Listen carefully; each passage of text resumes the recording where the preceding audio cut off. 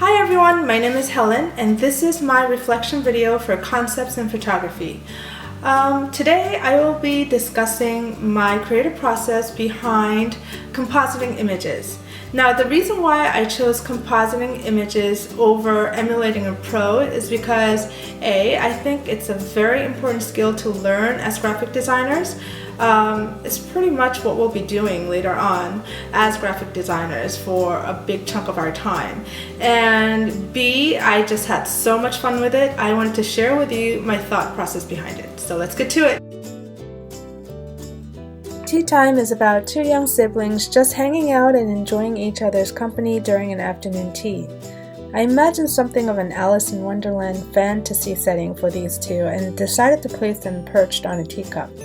To get this dreamlike environment, I visualized a garden filled with light, so getting the right background was essential for my image.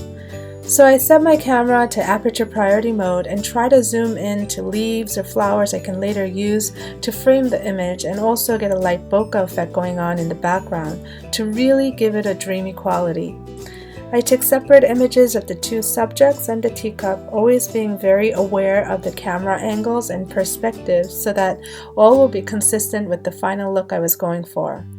After getting the shots I wanted, I brought them into Camera Raw and just started playing around with the exposure, white balance, the tonal curve, and the hue and saturation in order to create the warm and rich tone I needed for the image.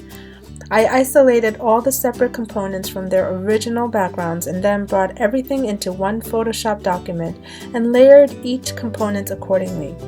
The next step was to make these components look realistic. In order to do this, I needed to create shadows and highlights, so I started by creating a drop shadow for each subject. I modified the characteristic of the drop shadow and placed it into its own layer.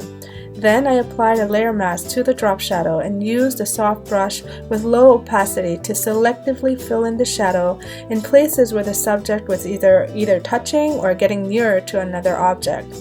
I then created a new layer underneath this one and changed the blending mode to soft light and created light shadows where I saw fit, again using a soft brush with low opacity.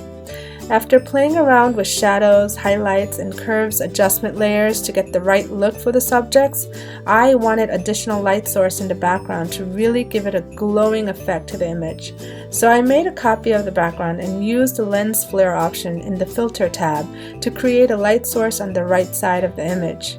I had so much fun doing this composite image from start to finish, and I was pretty happy with my result.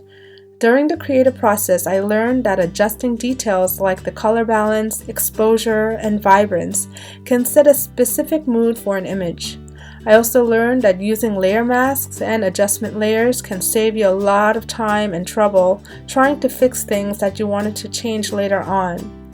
Going forward, I would like to learn to take photographs more effectively and work on them in Photoshop to convey certain mood and emotion with my images.